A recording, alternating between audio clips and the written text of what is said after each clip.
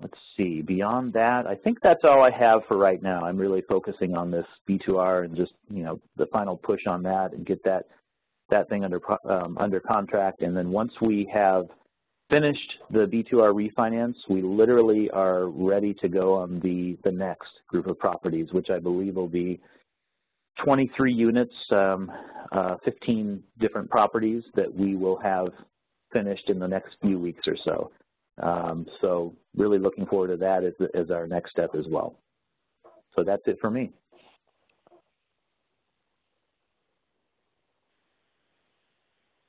Okay, my update is pretty quick. As you'll hear, we have a lot of things going on, so I'm working a lot behind the scenes trying to build the infrastructure and for us to be able to keep up and keep being efficient with the way that we're dealing with everything. So I'm working on a way to analyze things from the financial side and the reporting side, as well as implementing unified rental policy among all of our partners, and implementing a folio, which is part of that. And on the folio side, we are still going live on August 1st, and we are working on putting in all the financial information into the program. Our grant partners should have received invitations last week and they should be able to see all of the properties that they manage. So I want to encourage all of the grant partners to log in and check all of the information to make sure that everything works. Folio recommends that we dedicate 4 to 6 hours for training, so you can watch videos and read on their website.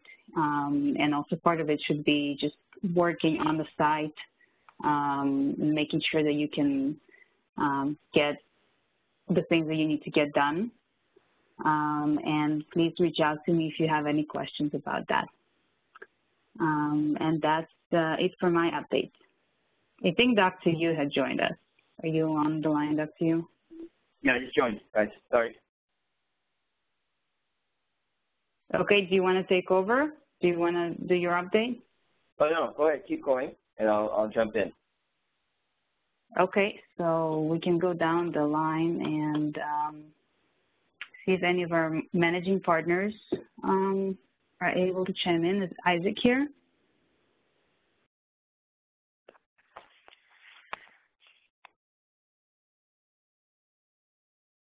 Maybe he was not able to join.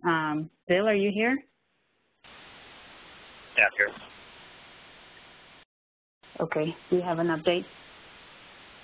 No update on UPass with the RPD. Roger stated that he hasn't gotten an approval back from the city yet, but he's getting the contractors lined up and kind of weeding out which one he would like to select for the rehab. And regarding Garrison, the city did stop the foreclosure on that property with his own funds, and he's looking at possibly coming back with a new number, smaller number, to help him finish up that project in the next 3 months. So once I get that information, I'll pass that along. And that's all I have for now.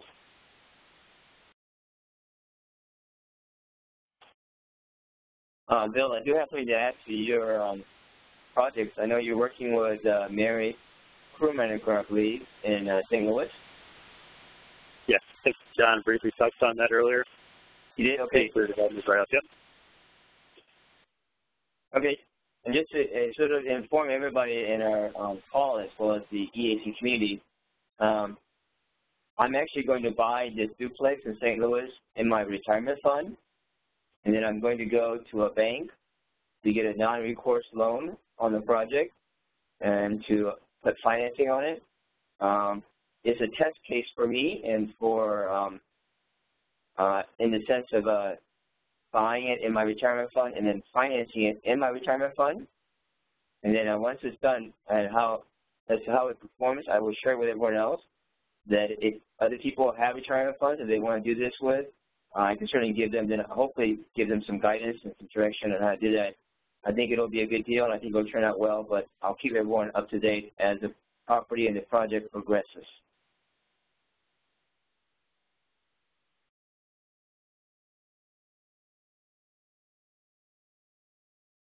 Okay?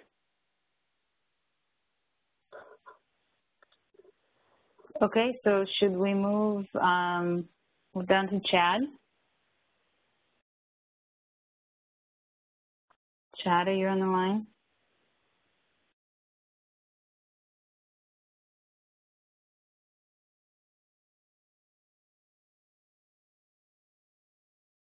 Okay, looks like he's not able to join. So he had put an update. He is working with a few of our ground partners. One is the VOR, and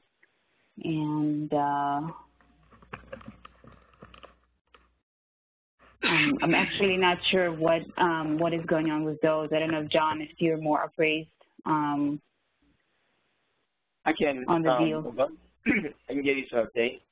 So we have purchased 3 properties with a turnkey operator called Investor Income Properties out of Ohio, Devor Ram. I think we've informed the community of this deal.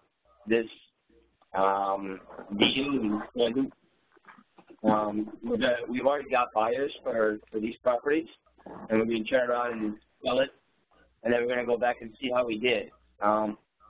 We're not quite sure we're going to do very well in the current setup, and we're going to try to renegotiate and have a better structure in terms of partnership with this turnkey operator.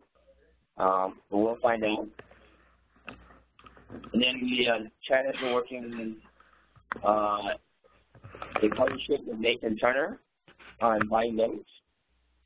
We've signed a JV agreement today and a joint venture agreement, and we're going to be purchasing our first note by the end of the week for approximately $15,000, and it is projected to net profit for us about $10,000 within 6 to 9 months.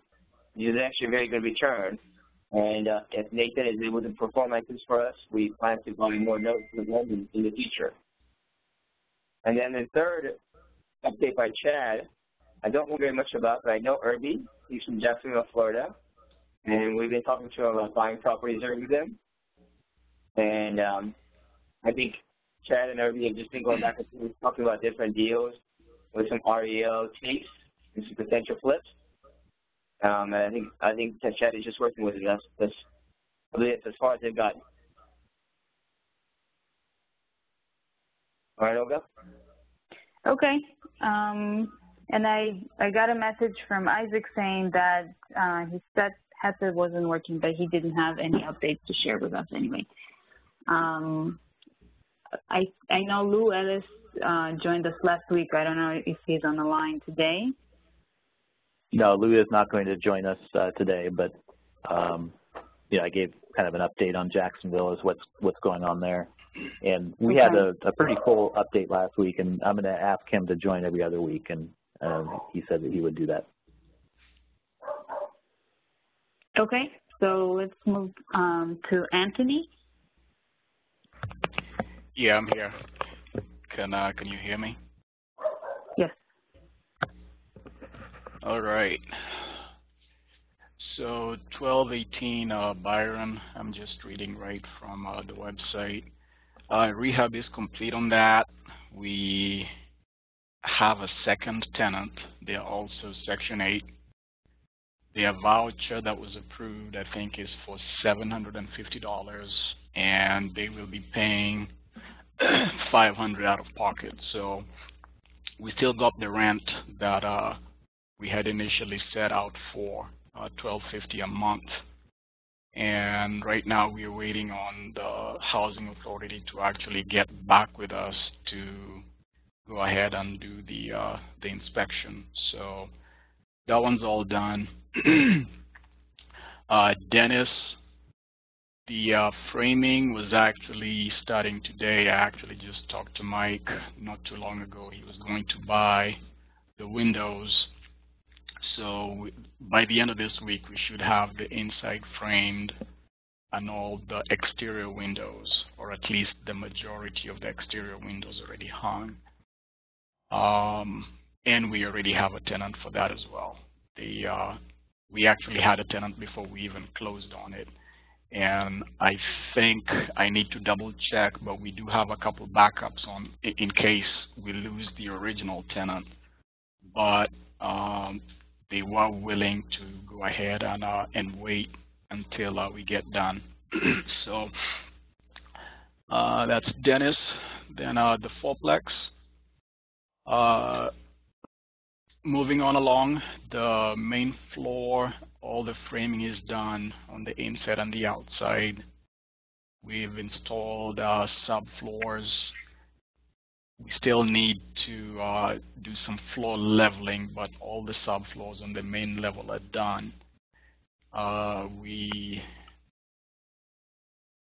broke up the concrete that was damaged on the front of the building, and that's actually framed and ready for pouring. We would have poured it yesterday, but it ended up raining, and we're just kind of holding off just in case it rains, which this week is a little 50-50, almost three days this week. Electrical rough-in on the main floor. I just came from there. It's not complete, but we had to wait for the city to approve on where we wanted to install the exterior meters. And in Mishawaka, the particular town, the utility company, which is actually run by the city, they're the ones that have to come out and take the old meters out. So, and I guess they wanted to see where we were and what we've done so far. And it's not going to be an issue. It's just one of those things. You just have to wait until you get the okay, and then you can move on. Rough-ins for the electrical, not electrical, heating and cooling. We got the pricing for that today. I think by the end of this week, we should have all the runs installed for the lower level. We are going ahead with 2 furnaces. One will be for the lower level, one for the upper level, and 2, I believe, 3-ton central air conditioning units, all high efficiency. And that's ready for installation. And this afternoon, the particular contractor that will be putting those in will be getting the permits, and we'll paste them on the windows so that can get done. Porches, overhangs, it's really not possible to explain that. It's easy to show with photos. So once I get those, you can have a better idea of what I'm talking about. Basement clean out, that was so we could get our furnaces in and the water heaters in. So it's all nice and clean. There's concrete down there, so we can repair and patch the areas that need patching. And that's about everything on the fourplex. We have 4, for anyone that's new to this project, it's 4 separate units, 4 separate apartment units. Each of them have 3 bedrooms, 1.5 bath, a living room, and a laundry room. And so on the lower level, we have 6 bedrooms total, and we are renting them out by the bedroom. We already have 6 tenants for the lower level. And for the upper level, we actually have interest that from Section 8 in the Housing Authority. As soon as we can get everything, we can get our drywall hung and be able to actually show it.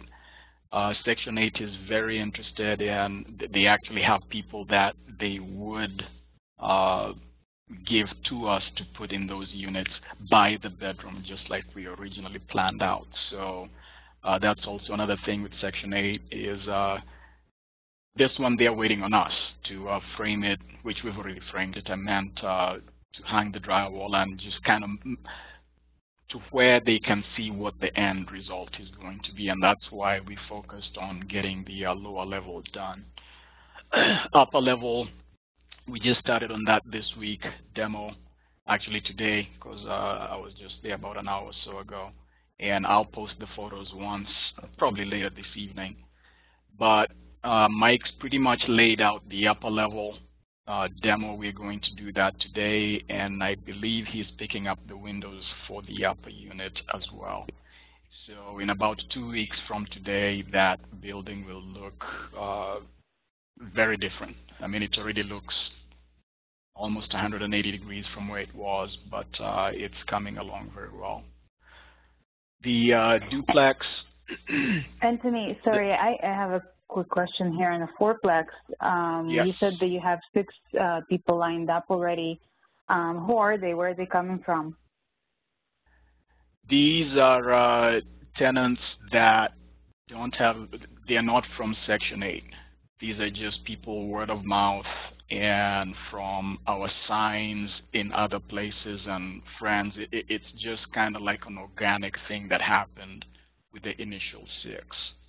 And we don't have any signs yet at the project itself, just because we are not at the point where we can, hey, yeah, we rent these things out by the room, and let's show you what it looks like. So we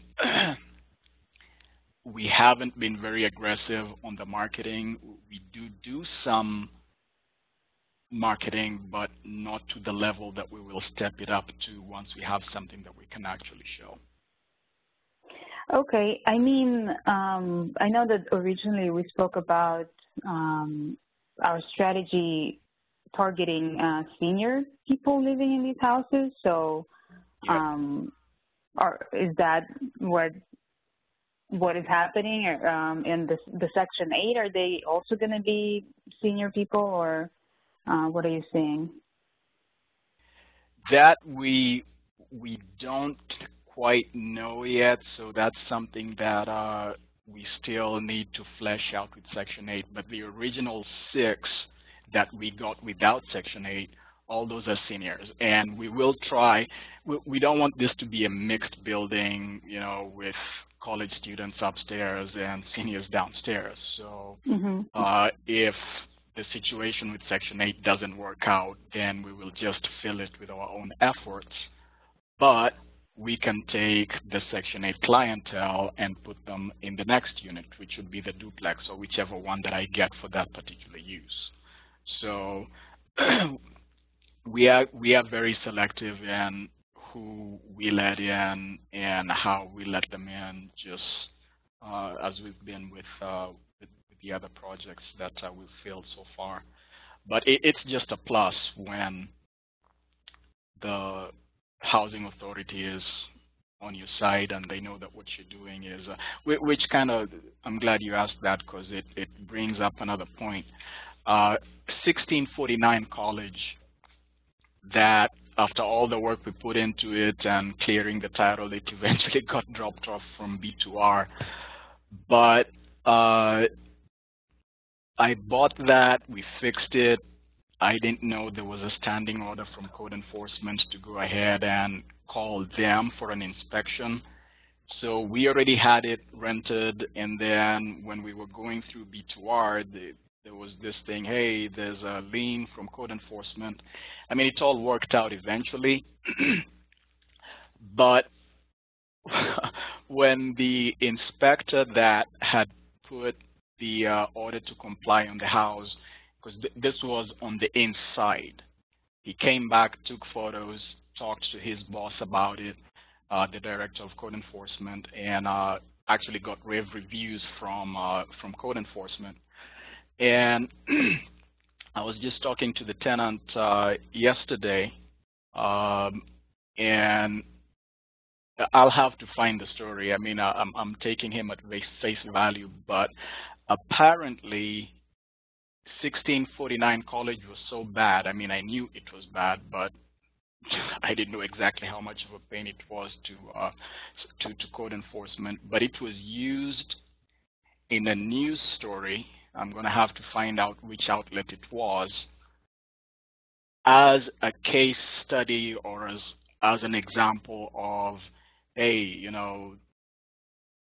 this was great. You know, this is a problem property and it's back on the tax rolls, so that was just great. I mean, it's besides the point, but I just wanted to bring that out. Not trying not to answer your question, but it just it came up when you mentioned how are we getting them and all that kind of stuff. Duplex. Or did you have any other question, Olga, by the way? No, I guess our original strategy was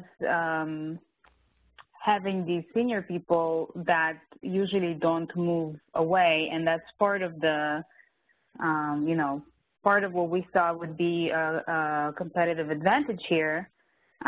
With Section 8, I'm a little bit concerned there will be more of a revolving situation where tenants move in and out much more frequently, and they can also do some damage to the properties. Right. Well, and specific to that, this is John. I just wanted to kind of dovetail with that question. On Section 8, I'm not sure if you know this or not, Anthony. I certainly don't. But my understanding of the way it works is that Section 8 tenants or potential tenants have a voucher, and they usually qualify for a voucher for a 1-bedroom, 2-bedroom, 3-bedroom, et cetera, depending upon their particular situation. In terms of rent by room, is there a voucher that is specific to like would that just be a 1-bedroom, or is it a studio? Do you have any idea if there's any delineation there? Exactly what they call it, I don't know. But what I do know is in Ellicott County, which is neighboring St. Joe, there's a building, or probably several buildings. I have to get all the details on that. But there are Section 8 tenants in a rent by room situation in Ellicott County.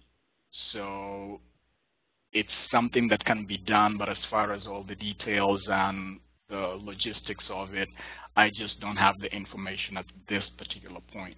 What I do know is that we have some interest, and we'll be sitting down with them to flesh it out. Okay. All right. Well, that's good. It would be interesting just to see, I don't know if you, when in your initial contact with them, if they had talked about rents that they would qualify for or anything like that. No, we haven't at this point.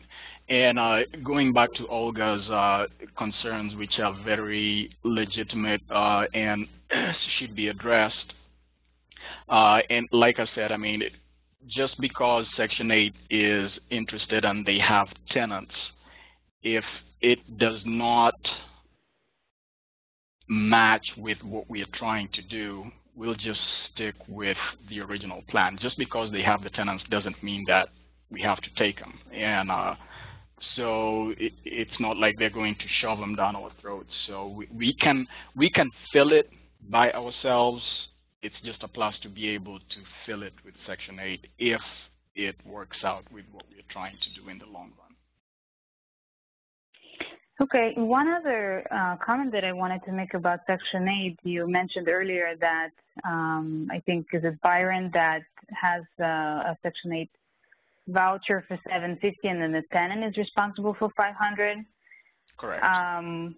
It seems a little bit risky, I think, because usually Section 8 tenants have a difficult time to come up with such a big amount of money on a monthly basis.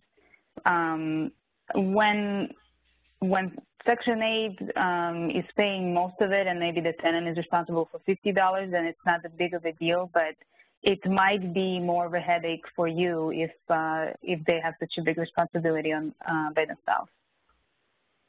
Okay, points taken. That's something that we will take a closer look at. So far, Mike has done the qualification with them, and we actually, if I can make it, I'll be there in the meeting with them today because they're signing the lease to at least hold the unit. They are not moving in until the 1st of next month.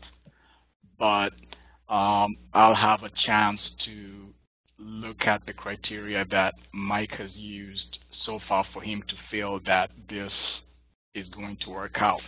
But you're right. In some of the ones that I took over from Access, there's one that I think the rent is $500, and the tenant sent me a check, and it was for $42. So Section 8 is picking up 460. Yeah, I mean, it's, that one, there's really no risk on her part.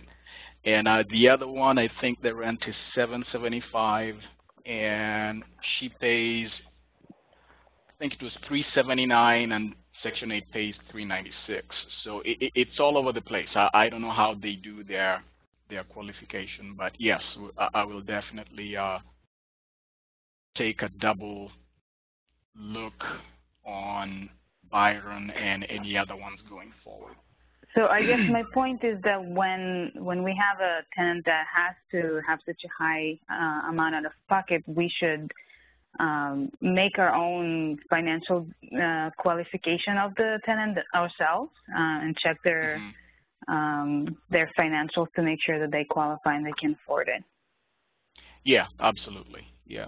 And like I said, Mike has done that and felt comfortable enough. I haven't reviewed it, but so far he is, because he does all the, I don't know what avenues he uses, but he's able to pull credit, do background checks. So, and with these ones, I believe so far he has done it to get it to this point where they're signing the lease. But yeah, point taken, and definitely will be a consideration for any other Section 8 tenants that we take on. Duplex exterior, yeah, that's finally done. Framing, hanging drywall downstairs, electrical plumbing, that's done for the downstairs. Upper level, we finally converted that closet into a bathroom. We roughed in the supply and waste lines, let me put it that way. We have yet to put in the toilet and the subfloors and all that, but that's moving along fine as well. Then on my other deals, and I'm sorry, did you have a question? No, go ahead. Okay, I have a point to raise, Anthony. I don't know if you mentioned this, but I would like for the group here, and we're going to send out an email to the EAC community that because we took the fourplex that Anthony had just been talking about and we're converting it into a 12-unit property, we are going to need to raise more funds than the original funds we raised for the fourplex. We will be, we're certain to have, from what we're discussing and what potential rents we can get, we'll certainly be able to have the income to be able to pay for additional money raised. What we're going to need to raise about $80,000 additional to what we've got in place. And we'll be sending out an invitation and investment proposal to the community for $80,000 for 12% ROI annualized.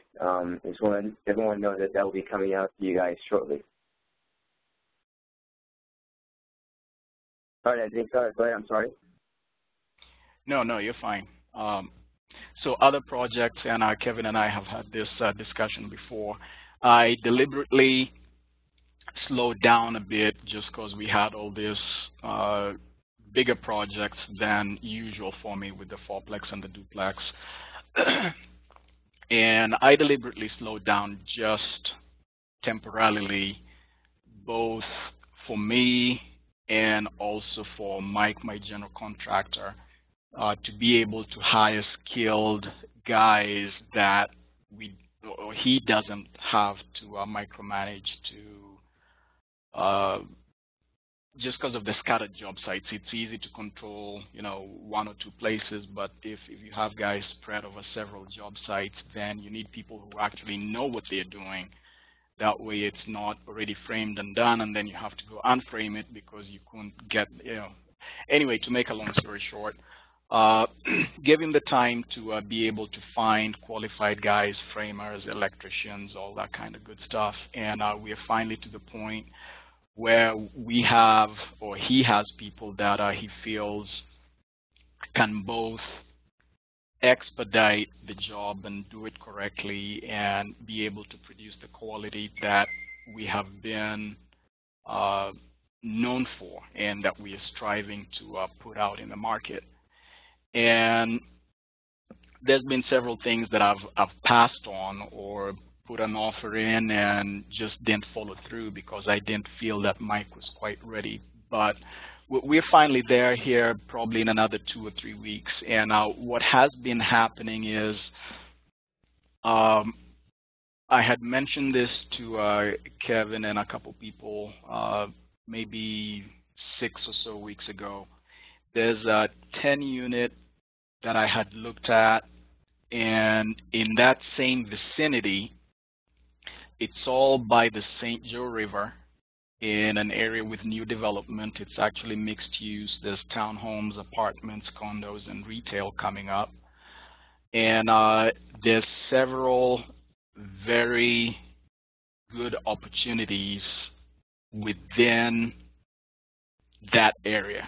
And that's what I'm focused on right now, to at least try and get all of them if I can, or at least most of them. And just running through them really quick, there's that 10 unit is one of them. There's one that's on the market right now. The price has just fallen to where it's reasonable enough. That's a fourplex. And there's a duplex and another fourplex. So there's a lot of stuff going on in that area.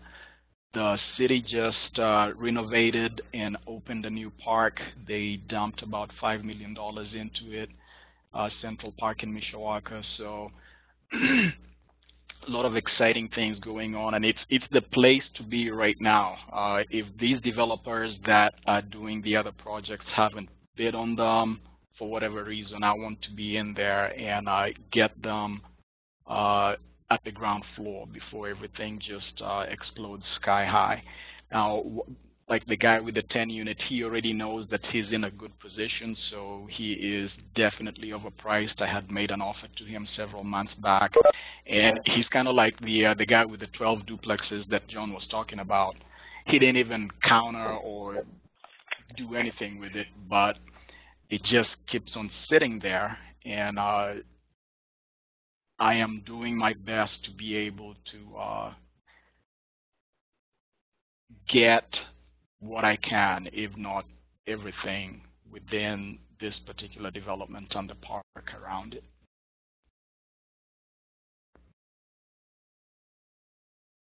You know, that's pretty much it for my my updates. Yes. Okay, so if I could give you and the rest of the group advice, please take what happened in Jacksonville, North Carolina as a lesson to be remembered. I know, John, you remember the townhome deals. We've been looking at that deal for several years now, and the seller is a very, very difficult person to deal with, but he just finally got to the point that he was so desperate that we've been able to get this deal finally signed and inked just this week for a price that we wanted. We actually got it for less than what we thought we should pay for it. So the lesson to be learned is that if there's a deal out there that just isn't getting bought, just keep going back to them, and eventually we'll buy it, and we should buy it at a price that we like. And we should never buy something out of desperation and think we can't get anything better, because as we all know, we have plenty of good deals all around the country, and we don't need to put our money in something that's just very, very barely making it. So just keep going back to it and just keep putting in offers, and someday you might get it and get it at the price that you want it. Absolutely, yeah. Would you agree, John?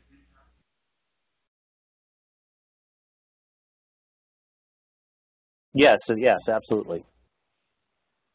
I mean, you just need to keep those contacts open and make sure that you know, you keep that the lines of communication open always, and you know, treat everybody with respect, and they may come back to you at a time in the future on one deal or another. Great. Yep. Okay, I'll go next. Frank, is Frank on the line? Yeah, I'm here. Okay. Go ahead, Frank. All right. Right now, we're renovating and working on the duplex on 1215 Avenue L. We had already installed the AC and did all the demoing in the property. Then the following week, after we went back to the site, we went to we had to pull some permits for some electrical wiring that we had to do. And when we pulled the permits, we came across a snafu where the AC contractor never pulled his permit, and so the city kind of shut the property down so the AC guy can pull his permits and get the AC work inspected. When the inspector came out to do the inspection on the AC, it failed inspection because we needed to upgrade the pads to hurricane pads, which was a new code that they put in place. And so we lost some time going through the motions of getting the permits and getting the everything done so that the AC work could get approved. And so we were able to take care of that. This week we were able to patch, paint all the walls, install all the floors. And I just added some pictures on there so you can see how the work is coming along on that property there. On Emma, we have one unit that's rented. I have another tenant that should be coming into the property from the Clark's house. And I have also other applications that I'm going through now, just being careful to put in right people into the unit. And so that's where we're at right now. I have a few contracts that we put in, and the banks are reviewing it. Those that have been put in weeks ago, and the banks are still reviewing those contracts. And so that's where I'm at here.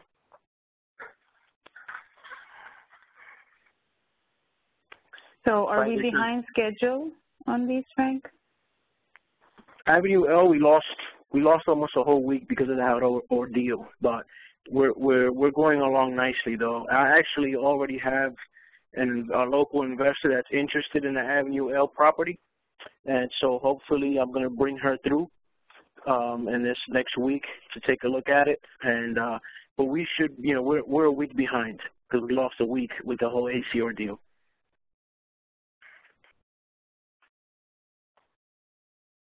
Okay. Okay, Frank, and this actually goes to Anthony as well as all the other guys that are working with us and doing projects. You know, we put together these spreadsheets to make investment proposals. Those are obviously pro formas. As your property matures and you're able to hit milestones, you have to update that pro forma. I don't want you to erase the pro forma, just create a copied new tab and just change it, because we need to keep track of how we're doing. So Frank, I hope you're doing that. Anthony, I hope you're doing that, and everyone else is obviously buying and doing projects with us. We need to keep track of how we're doing. We know we're going to hit snags. We know we're going to hit problems, but we really need to know how well we predict the future and how well we perform. We have to do it. Okay, I'll go in there and take care of it.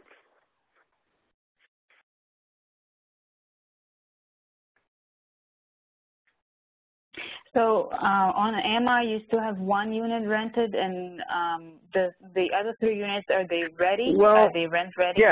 Yeah, they're ready. Everything is ready to go. I was actually had the lady from the Clark's house tell me she wanted all the units, so I kind of slowed down and took all the marketing off. I was expecting to have the whole thing filled up by her. After I sat down and met with her, she said she only had one other person. So I had to go ramp the marketing back up again, and now I'm actually showing the unit every day and just going through the applications to get the best qualified people in. So we should have people in there pretty quickly. Okay. Okay, so should we move down to Giovanni?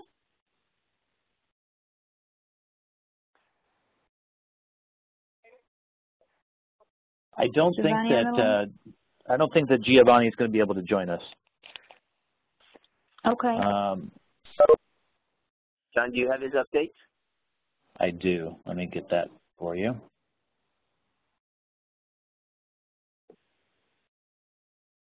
Okay, so we have 3 projects going on with Giovanni right now. First one is Calle de Medio, which is a condo that we started some time ago. And Giovanni said that he is nearing the completion of this project, that there is a delay of the open house until the 25th of July. So that is, he is still missing 3 custom kitchen cabinets that have to arrive from the manufacturer. Finished materials have all been purchased, and the stager has been scheduled for Friday the 24th. So he'll have an open house, not this coming Saturday, but the Saturday following. College Avenue is a project that we started about 3 weeks ago, and he's completed the first 2 weeks of rehab. Things are moving quickly. The foundation's been repaired, and room addition has been approved from the city. Electrical and plumbing upgrades are taking place this week, along with the exterior paint, and the projected timeline from here is 5 weeks. And then finally, Escala Circle, which is another condo that we just purchased, I think on the July 6th, and has, you know, really just cosmetic fixes that need to be done on that project. The only delay on this project, we're going to have no problem getting it rehabbed quickly, but there is a 90-day deed restriction for us to resell that property. So really, there's you know, no serious rush on that. He says that he wants to get it on the MLS in 30 to 45 days, and so we'll do that. And so I don't anticipate any delays on that one. And that's it. Okay, so the last one is George. George, are you on the line? I don't think George is going to be able, he's up in Irvine. He texted me just a little bit ago, and he won't be able to join us either. And I think he uploaded his. Yeah, I think he has as well. Update. Yeah, but everybody that's on the line that can hear this message, please make sure if you can't join us, which we understand we're all very busy, just get somebody to speak on your behalf. And it will be probably me, Olga, or John, because we're either all 3 of us or one of us will be on the call. Just make sure you don't just leave us all hanging, and just contact somebody to help present your updates. But, John, do you have any updates on Muirlands?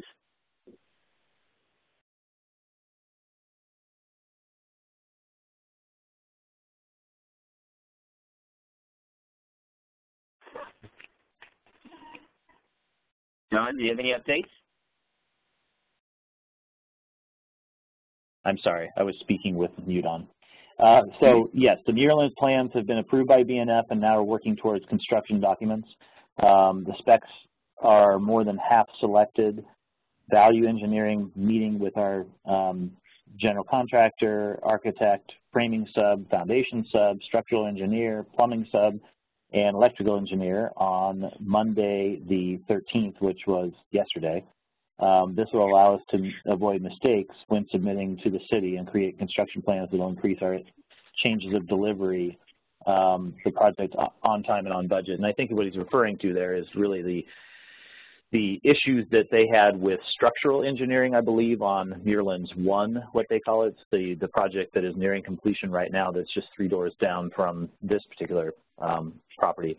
And I think that the structural engineer didn't follow some guidelines that the city wanted them to, and it caused about a 6-week delay, and then obviously associated costs. And you know, just overall getting them a little bit off track. Certainly that project's going to be able to absorb a small snafu like that, but you want to always learn from your mistakes, and so I think that George and his team is doing exactly that, and they sort of are changing the process as to how they're going about that to make sure that that doesn't repeat on Maryland's too. Okay, sounds good. What's left, Olga? That's it on the list. I don't think we have any more updates here. Okay, I want to, are there any other comments or questions from anybody online?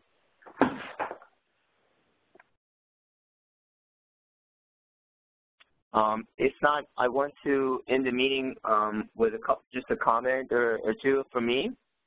If you look on the update section for me, I just wrote a paragraph about how it's interesting that I have people in my email list once in a while come and tell me that they read everything we send them despite the fact they haven't invested in anything or ever called into our teleconferences.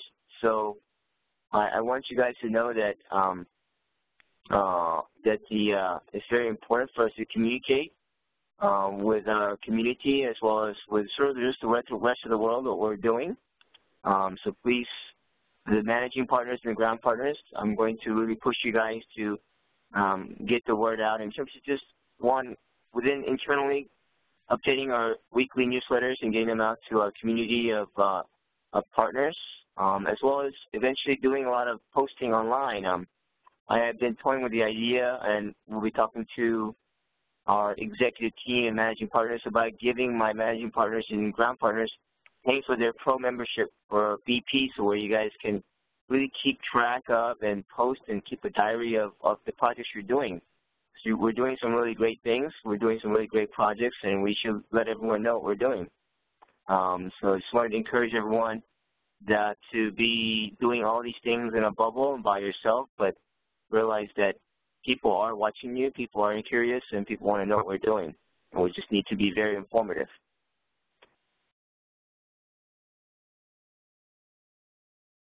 Okay, so if we don't have anything else to cover, anybody else have anything else? We are recording these meetings, and materials business will make them available to you and others. And we'll go ahead and close the meeting for today. We'll meet in a couple of weeks. Thanks, everybody. Okay, thank you, everybody. Thank you.